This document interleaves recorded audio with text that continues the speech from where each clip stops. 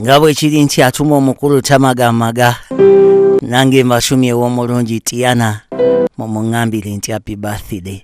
Ekimu ku bintu byensinga okunyumirwa kwe kuwulira nsi oli bulungi munnange, era buli lwempulira nsi buli kimu kikutambulira bulungi, amasima gali nsi nene wange buli kimu kitereera. Gw'omu ku bantu bemmanyi atalemererwangako kussa kamwenyumwenyu ku feesi z'abalala, era nkakasa Katonda mu bye yakuwa ekyo yakuwa esi ebiri.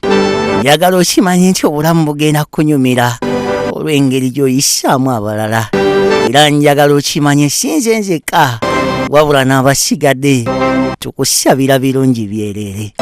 Olwaleero zezimu ku nnaku ze sisobola kwerabira, kubanga olwaleero wakati mu kizikiza mwajjamu ekitangaala, era njagala okimanye nti Tiana olinga omumuli ogutasobola zikira kebe ng'enkuba etonnya.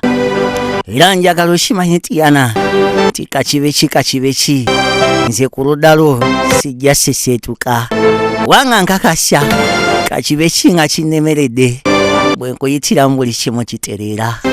Walayi wagalisa amasaali bwagakyasinze, wabula ate nsaba Omukama oleme kukyusa nga bw'obadde emyaka giri nate bw'oba osigala, kuba ekituufu kiri nti sisobola kulemererwa nga wooli.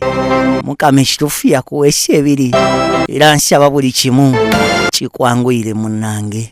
Saasaba mutonzi kuleeta mu bulamu bwange, naye yakimanya nti weetaaga okubaamu. Weebale kwanguya mbeera, weebale kwanguya bintu. Happy birthday Tiana, happy birthday Kamama.